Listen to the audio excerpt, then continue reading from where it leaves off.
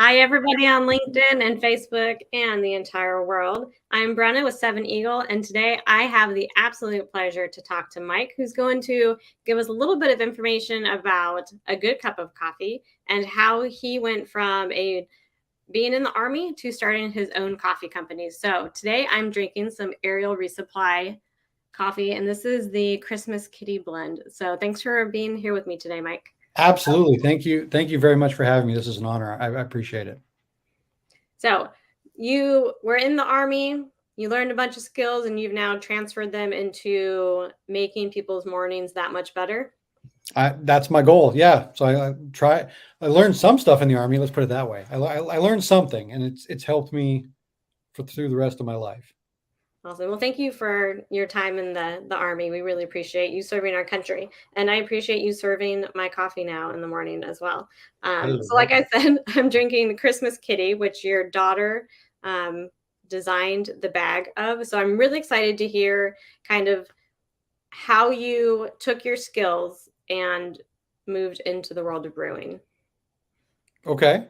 So, well, I think so I spent 20 years in the U.S. Army as a logistic. I spent 13 as a logistics officer and 7 as a military intelligence soldier. So I was enlisted first, crossed over to the dark side, as they say, became a quartermaster officer where the important things to everyone was beans, bullets, and beds. Like, how do you keep everybody going and get them, all of the equipment and other supplies that they need. I actually preferred it over MI. It was, it's more fun helping people in a tangible way than it is in an intangible way, right? Right.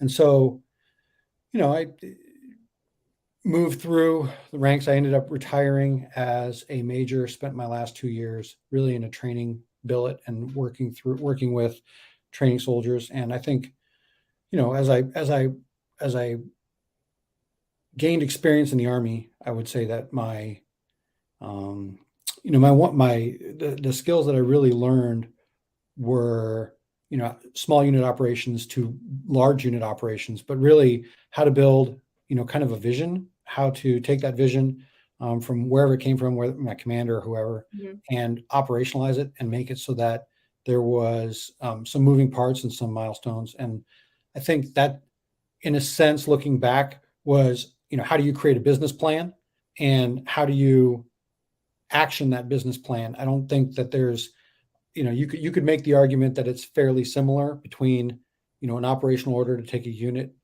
to a certain area, or how to build what I'm building now with aerial resupply. And so I think that was a critical skill that I learned, at least towards the last part of my career. Okay, so whether it's coffee or people, the steps are essentially the same. Yeah, I think so. I mean, obviously, with coffee, I'm here to serve and make sure everybody's happy in the military. The end goal of the military is not necessarily to make the opposing side Right. happy. So, I mean, I think there's a unique difference in that regard. But, I mean, I learned a lot of leadership. I learned team development, but I think I learned drive. I mean, as a field grade officer, you end up becoming kind of your own engine, so to speak. And so, I spent a lot of time keeping things going and self-determination. And so I think that helped me when I transitioned, because that never went away. And Right. so, this has kind of helped, this venture with Aerial Resupply has kind of helped me keep that engine going. Let's put it that way. That's the best way to say it. So did you think that you were going to be an entrepreneur and start your own company?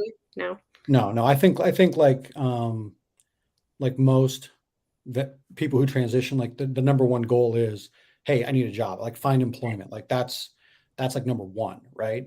And so I chose, I mean, that was my goal. I mean, entrepreneurship was not even on my radar. And, so I actually started later than they tell you to, because they tell you, start 12 to 18 months out, sometimes 24 months. Personally, I think 2 years is a little too long, but start there. I actually started about 7 months out, through my own personal choices. And, that I think put myself under a little bit more pressure to, start learning the interview process, learning resumes, learning Right. go through TAPS, learn all the stuff that they don't teach you, and like learn the stuff that you really need to learn from people who've already done it, and then actually get employed. So COVID helped me because it delayed a little bit. So it was a blessing and a curse all at the same time. I think for everybody, for me, it was a blessing and a curse. But it helped me. It helped delay things and gave me more time to spend in my SkillBridge program, so that I could just get a little bit more corporate knowledge and understanding of how everything worked when you're not being paid by Uncle Sam. Right. So what was your SkillBridge experience, and how did it relate, if at all, to your current company? So my destination when I exited the Army was to move back here to Charlottesville, Virginia. And when I looked for SkillBridge partners, I guess the best way to say it, there's only one. It's Northrop Grumman. That's it. And there's nothing else. So I had to fight my way into a SkillBridge program. Actually, and I did that through networking on LinkedIn with veterans, specifically veterans in C-suite positions. And so, I wanted to do something completely different. So my SkillBridge company that I worked with was called Apex Clean Energy, which builds wind and solar energy farms. And they brought me on. It was great. I mean, I learned a lot about how corporate entities work, how small companies work. And I also got to learn very quickly, like kind of, I think where my gaps were in some of my knowledge. I was not an engineer. I was still learning and self-admittedly learning and playing catch up with how communication worked inside of that organization. Some of the systems like, Office and Excel and, just technology stuff I was familiar with. But it was the application of all of that kind of was something that I wasn't really familiar with. And so, but what it did give me time was it gave me time to learn, continue to network, and continue to interview. And so that's when my first position and first role that I took after that was with a small company here in the area called Parasense. So it worked out, right? I think the SkillBridge, from a skill set, I think gave me a lot more confidence that I knew what I was doing outside the Army, and kind of showed me the hierarchy of how organizations work, because I wouldn't have seen that otherwise. Right. So do you think that hierarchy was the biggest shock between the civilian and military world, or was there something else that caught you off guard? I think that I think it was a combination of that. I think it was a combination that everybody was in remote work because of COVID. And so there was no real office environment. So it was like one day I turn a computer on and it's a Department of Defense computer. And the next day I turn a computer on and it's a private company's computer. Right. But like I didn't go anywhere. And so that was a shock because I was learning it, but it was all like virtual learning. Right. So I never really had a chance. My first real experience with being in the office was after my SkillBridge was over and I actually took my position. That I've never thought about it that way, but you're right. You go just from being in uniform and having one background to just being in the civilian world. When it's all remote, I had not thought about that aspect. Yeah, it was a shock. I mean, it's good though, right? Because I mean, everybody who I work with now is still very very personable. They're very helpful. If there's things I don't know, everybody wants to learn. And by now, now I know a lot about what I'm doing, so it's not as hard at all. It's fun. I like what I do, and but it's one of those things that you'll never really know, right? You don't know it until you've had some time to experience it, and it depends on the company as well. The company I'm with has been exceptional at supporting me through my transition, and I'm looking to pay it back to other veterans here with not with Aerial, but with the company I'm with, MSA. Yeah. And there's always going to be that period of uncomfortableness as you change from any position, especially the military, to civilian life. So what advice would you give to people who are going through the SkillBridge program when they're looking at what opportunities are ahead of them? Well, I think there's like two schools of thought with SkillBridge, which is you go and look for a SkillBridge partner that you know is probably going to hire at the end, because that's kind of, I would say, the spirit of the SkillBridge program, right? Like, it's all about, you find a partner and then you work with them, and at the end they're like, hey, you're great, we're going to hire you, right? Like, that's really, I think, the intent of the program. But not everybody is prepared, or in an economic state to hire at the end. So the other way to look at it is, you can find a job and a SkillBridge position that gives you the skills that you would need, knowing full well that you're going to continue to network and continue to job search, and you're using you're in that program to give you time and breathing room and an education at the same time to make that leap. And Right. so, I would say it just depends on your circumstance. If you're, if you're moving to a military friendly city where there's a lot of SkillBridge opportunities, like, here in Virginia, pretty much everything east of I-95 heading towards Norfolk is SkillBridge friendly. But if you head west like I did, there's nothing. So, you got to make, that's a factor as you kind of decide where you're going to live post military. Yeah, you're either going to have to live somewhere with lots of opportunities or be willing to go remote. Um, Yeah. so, when you were in the military, how much coffee did you drink? I mean, so it basically kept me going for the last 5 years of my career. Like, I think if somebody were to have, taken a blood sample of me in the same way that you would check the motor oil in your car, most of it would have been coffee. So, like, that's something that you just, I think you kind of accept. Yeah, I once had a facial, and as the lady was giving me my facial, she asked if I drank a lot of coffee, and I thought, well, that's an interesting talking point. And I'm like, yeah, I do. She said, it is just coming out of your pores. And I said, yep, that is how much coffee I drink. But That's it right. is literally coming out of my body Well, from I a can't say I drank great coffee in the Army, because that's not true. And so that's, but again, I mean, the Army's goal is to feed as many people as it can. And so it buys all the coffee it can, but it's like coffee that is like 18 to 24 to 36 months old. So it's like, Oh, come appreciate on. it. I go to every promotion for the cake and the coffee. Come on, Mike. Like the two factors, the two best things that are out there, the cake and That's the right. coffee. Wow. It was interesting. Like when so I spent some time in the Middle East, and, it's one of those things where, I love my cooks. I mean, as a quartermaster officer, the cooks were kind of, field feeding was partly my responsibility.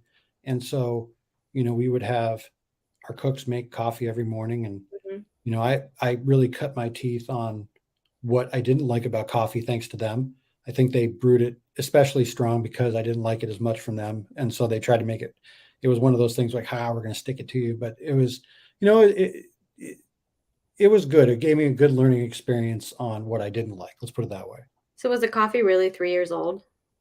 Well, I mean, it just depends. I mean, sometimes it is. It depends on where you are. I mean, I think DoD, the field feeding guidelines and sourcing, and kind of, how the Army buys things. If you get it through the Army system, I mean, yeah, the bag of coffee is sitting in a warehouse for a length of time that you're not entirely sure, right? I Oh, mean, man. is it 3 years? Maybe. I mean, it's probably a lot closer than that. I think I'm probably going to offend some field, or, some food NCO or warrant officer that deals specifically with this while talking about it. But I mean, it's not good. Let's just put it that way. So what is the shelf life of coffee? Does it depend on if it's whole bean versus ground? Yeah, yeah. Well, I think, so, whole bean will last much, much, much longer because it's packed and sealed. And really, it's once you grind it is when it starts to really become stale. So, you can get, I'd say, 4 to 6 months out of ground coffee. But I mean, really, you want to be drinking it within the first 2 weeks of it being ground. Okay. Um, Well, good from a thing freshness perspective. okay, well, Yeah. I've already drank everything that I got last week from you, so we're Well, there safe you go. See, you're good. there. We're You're good. good. So, but I mean, so it just depends. But see, the Army doesn't, and I would imagine all of DoD doesn't buy whole bean because it's not expecting soldiers, sailors, airmen, and Marines to grind it once it gets to the other side. So it's, here's ground coffee. So if it sits in a warehouse for a year, then it's already past the best taste version of it. It might still be effective. It's a dry good, but it's not the greatest. Let's put it that way. And should you store your coffee at home in the refrigerator or the freezer in a cabinet? Where do you store your coffee? I store my coffee in the cabinet. Well, I store my coffee in my pantry, but I Ziploc it. So what I'll do is, so even though my bags come with the tin ties that help seal it, I will Ziploc. I'll put it in one of those gallon bags and then Ziploc it, and then and take all the air out of it just so it has. But the bags themselves have a valve to keep it fresh and to help keep the maximum flavor in it. I love squeezing the bag of coffee and then having the smell come out of the valve when I get fresh coffee. Yeah. So how did you come up with the idea for Aerial Resupply? What are you guys doing to celebrate your first birthday or anniversary of the company? Like what do you see this kind of momentum going?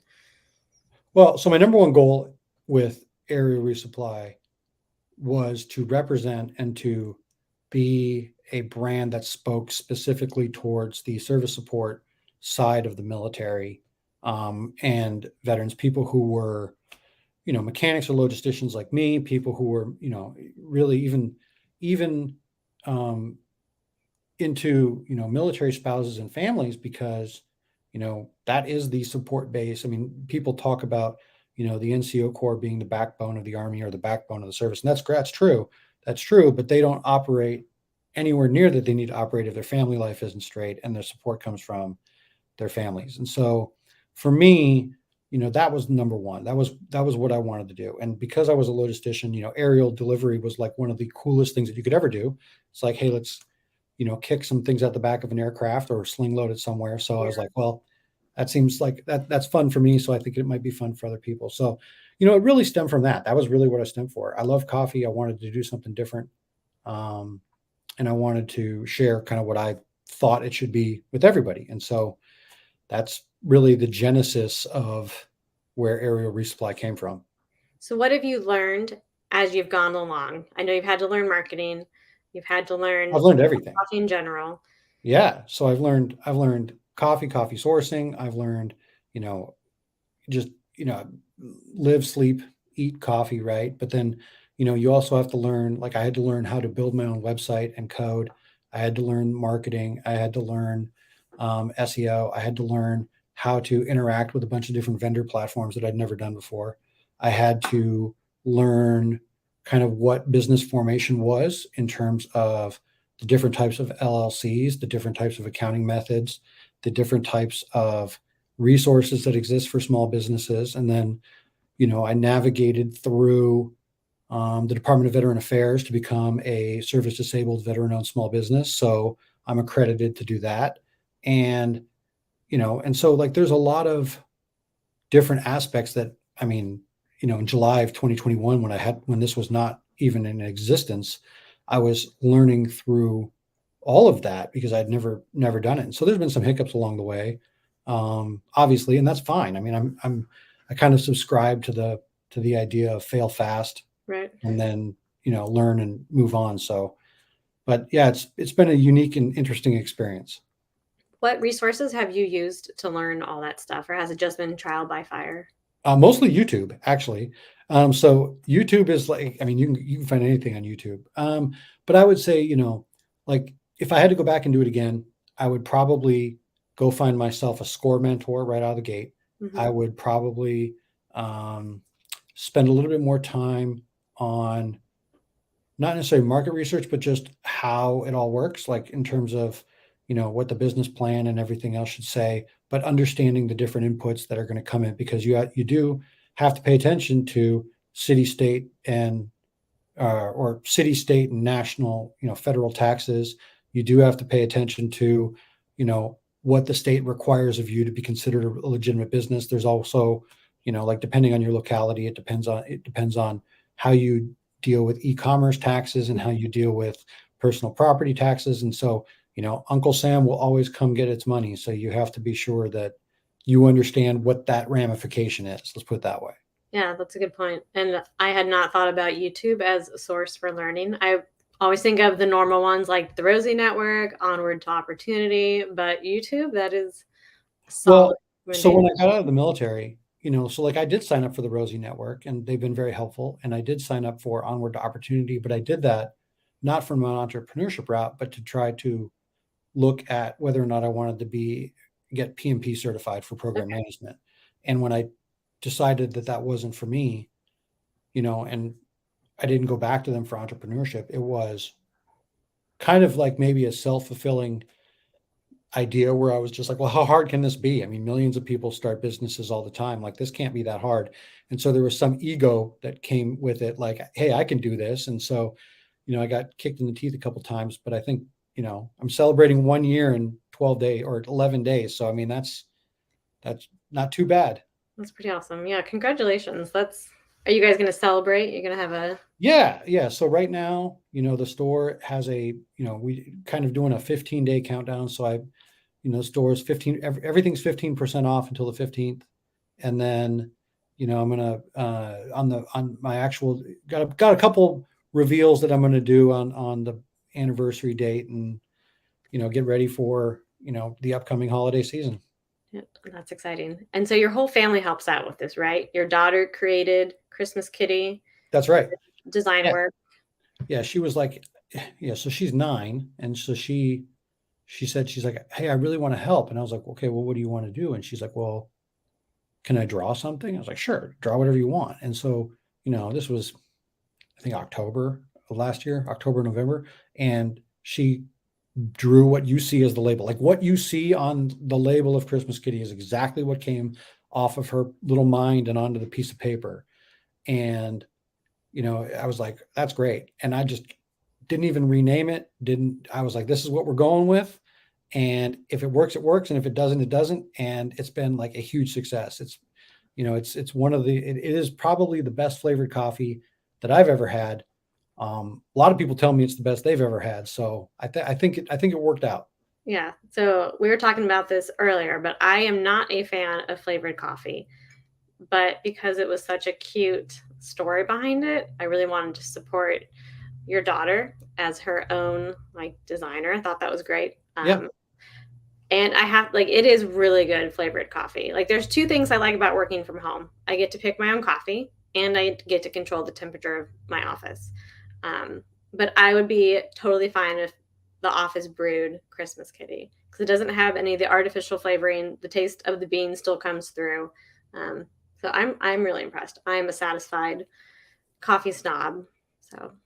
Well, I appreciate that. And I think, it's, for me, it was about setting an example for my daughter that if she had an idea that she wanted to contribute, that it would become a reality. So it was,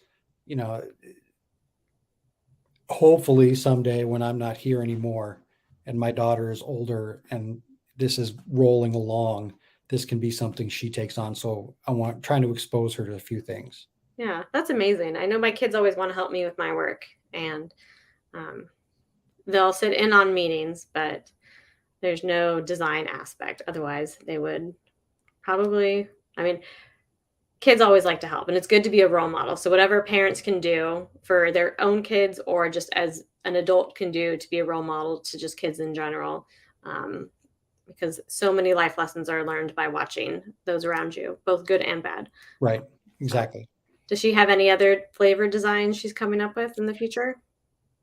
I'm sure. She hasn't come back to me yet with anything else that she wants to do. Right now it's been a lot of, I think we've talked about some shirts and we've talked about maybe some apparel. So we'll see. Hats for cats, right? Well, so that is one. She did mention that she wants to do hats for cats. So I gotta figure out how we're gonna do that. I don't know. I think I'd be the first veteran-owned coffee company selling hats for cats at that point, but we'll see. I've never seen a cat wear a hat, so except for a cat in the hat. I've never seen a cat wear a hat either, but there's a first for everything. Maybe it'll be like one of those hats that you have a cutout so the ears can stick out, but it drapes down. So we'll see. I don't know. That is awesome. So if people would like to, what's your website if people are interested in supporting you? Aerialresupplycoffee.com. So I think that's the best way, but you can buy I mean, you can buy it pretty much anywhere. You can buy it on Amazon. It's on Walmart online. You can buy it through Facebook, Instagram. You can buy it through, man, there's a lot of places. I'm It's sorry. everywhere. Yeah, Okay. yeah, yeah. I No. mean, you can find it pretty much. If you're on ecom, if you're on a website, you can probably find it. Let's put it Okay, that way. perfect. And if your local area doesn't carry it, then you can recommend that a store starts carrying it as well, right? Yeah, I'd love to be able to talk to people who are open to carrying Aerial Resupply coffee and be a potential distributor. And or if if people own a small shop and they want to just put it there because their customers like the idea of supporting veteran-owned businesses, then I'm Yeah. happy to engage in that conversation. And that's an easy email, or you can either email me at info@aerialresupply.com, or you can aerialresupplycoffee.com, or you can just send me a note on LinkedIn. Either way works for me. Perfect. And remember, you don't have to be a veteran to support veteran owned businesses. So everybody wins when we buy veteran owned and American made products. That's So right. um, I love a good cup of coffee. And thanks, Mike, for being here with me today. Do you have any last comments or advice for anybody looking to either transition out, do skill bridge, or start their own company? I would say that the number one thing from transitioning out that I learned the hard way is to never stop networking. It doesn't matter if you're just starting the process or if you've already completed the process. Never stop. You never know where another conversation will lead you to. Yeah, absolutely. And you never know what you're going to learn over a cup of coffee. That's right. Perfect. Well, thanks, Mike. I really appreciate chatting with you. Best of luck and happy first anniversary of Aerial Resupply. I'm looking forward to seeing all the great things you accomplish and what you do to support veterans. Thank you very much. Appreciate it.